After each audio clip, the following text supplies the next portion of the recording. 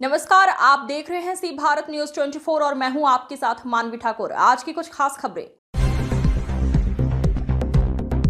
रायबरेली में बीते 1 अक्टूबर को युवक की पीट कर हुई हत्या मामले में पीड़ित परिवार को सरकार ने आर्थिक सहायता दी है। सरकार के मंत्री राकेश सचान और मंत्री असीम अरुण ने यहां रायबरेली के ऊंचाहार पहुंचकर मृतक हरिओम के पिता गंगादीन को 6,62,000 और उनकी पत्नी पिंकी को 6,92,000 की आर्थिक सहायता के चेक सौंपे हैं। इसके अलावा मंत्री राकेश सचान और असीम अरुण दोनों ने परिवार से कहा है कि सरकार उनके साथ खड़ी है। उसके अलावा मंत्री असीम अरुण ने प्रदेश भर में चोर और ड्रोन की अफवाह फैलाने वालों को भी सख्त चेतावनी देते हुए कहा कि उनके खिलाफ सख्त कार्रवाई होगी। इस दौरान उन्होंने पीड़ित को दलित के तौर पर पेश करने वालों को भी आड़े हाथों लिया और कहा कि घटना पूर्व नियोजित नहीं थी। पकड़े गए आरोपी भी दलित हैं, इसलिए इसमें कुछ लोग अवसर तलाश रहे हैं। हम बता दें कि चोर समझकर पीट कर हुई हत्या मामले में अब तक पुलिस ने 12 आरोपियों को गिरफ्तार किया है। इनमें से एक के साथ मुठभेड़ के दौरान उसके पैर में गोली भी लग गई। इस मामले में कुल चिन्हित 21 आरोपियों में से 9 लोगों की अभी भी तलाश जारी है। इस दौरान मृतक हरिओम की पत्नी पिंकी ने पुलिस और प्रशासन की कार्रवाई से आश्वस्त होते हुए सीएम योगी को धन्यवाद कहा है। यहाँ सरकार के प्रतिनिधियों से मुलाकात के बाद पीड़ित परिवार ऊंचाहार विधायक के साथ सीएम योगी से मिलने लखनऊ रवाना हो गया है। आज आप लोग यहाँ पे आए हैं, क्या बातें हुई हैं और आगे कहाँ लेके जाना है? देखिए, इस पीड़ित परिवार के साथ पूरी सरकार साथ खड़ी है और जो अपराध, दुखद अपराध घटित हुआ है, घृणित अपराध घटित हुआ है, उस पर सरकार और पुलिस प्रशासन की क्या कार्रवाई हुई वो सब आप सबके जानकारी में है।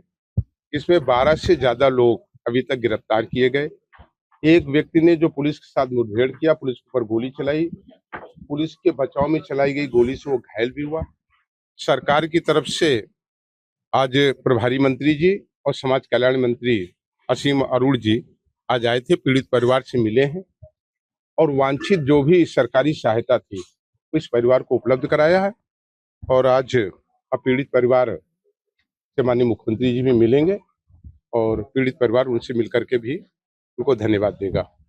सर, आज रायबरेली आना हुआ है, पीड़ित परिवार से क्या बातें हुई हैं और क्या मुलाकातें हुई हैं इस पे? जी, रायबरेली ऊंचाहार में जो घटना हुई,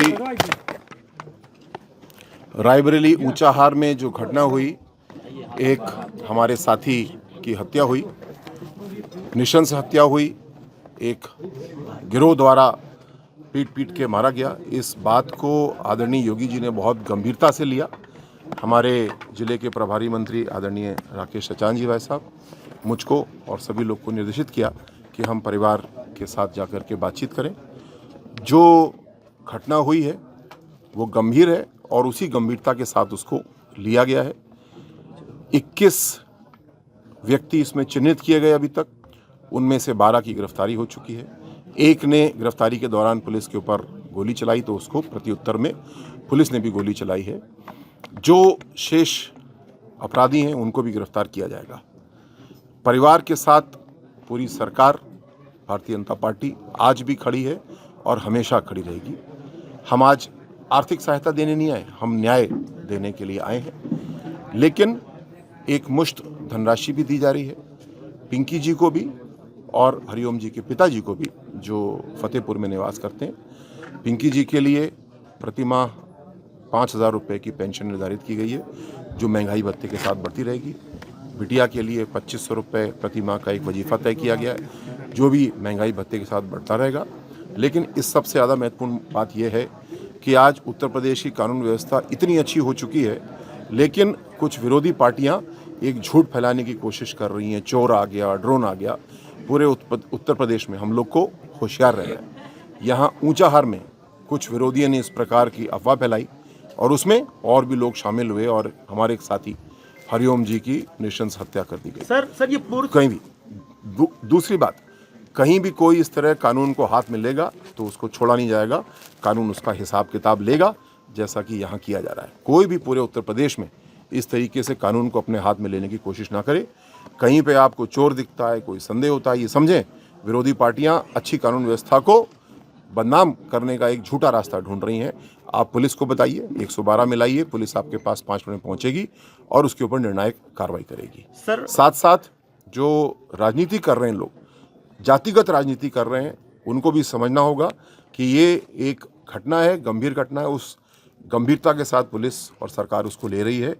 जो आरोपी हैं वो यहाँ पे सभी जातियों के हैं और सब ने मिलकर के ये दुर्दांत घटना कारित की है। उन सब के खिलाफ बिना जाति को देखे हुए कार्रवाई हम लोग कर रहे हैं। सर सवाल यही था कि ये जिस तरह मुद्दा बना रही है इसको किस तरह क्या देखेंगे आप?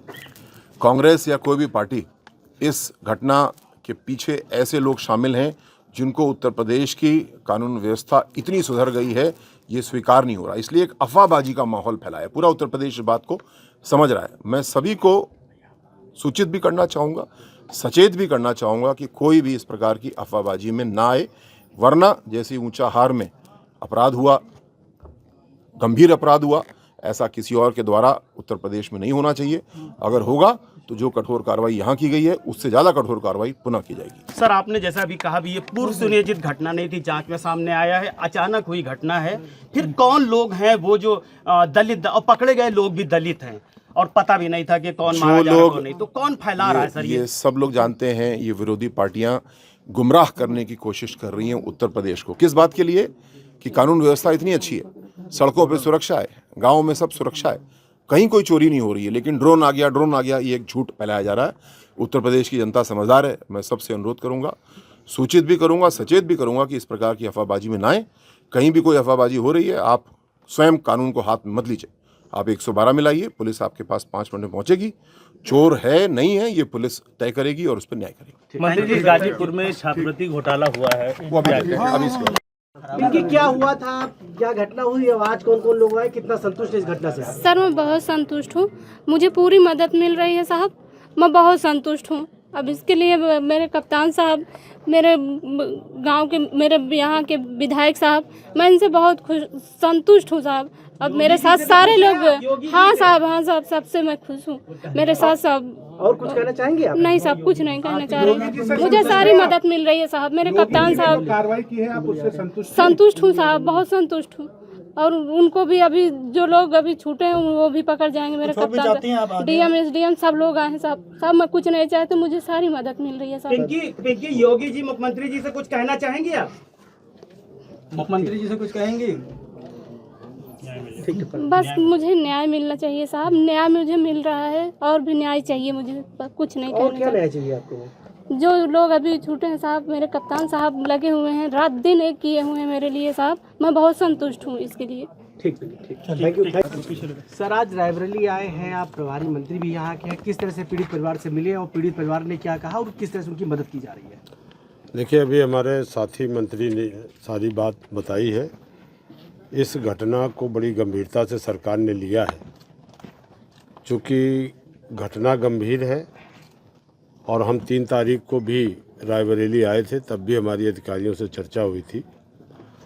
तब भी मैंने अधिकारियों को कहा था कि इस घटना पे गंभीरता को देखते हुए जो भी दोषी लोग हैं उन पर सख्त कार्रवाई की जाए। अब तक 12 लोगों पर कार्रवाई की गई है। एक व्यक्ति ने जब गोली चलाने का प्रयास किया तो उसको इनकाउंटर पे भी उसके गोली लगी है। तो जो चिन्हित हैं उन पर भी कार्रवाई होगी, बक्सा कोई नहीं जाएगा। सरकार पूरी तरह से पीड़ित परिवार के साथ है। सहयोग के लिए हम लोगों ने जो भी नियमानुसार इनकी पत्नी को, पिंकी को, और इनके ससुर को, वो भी हम लोग 6,92,000 दोनों जगह वो दे रहे हैं। 5,000 रुपये इनको पेंशन मिलेगी प्रतिमाह। बच्ची को 2,500 रुपये की प्रतिमाह उसको स्टेपन मिलेगा। हर तरह से सरकार साथ में है।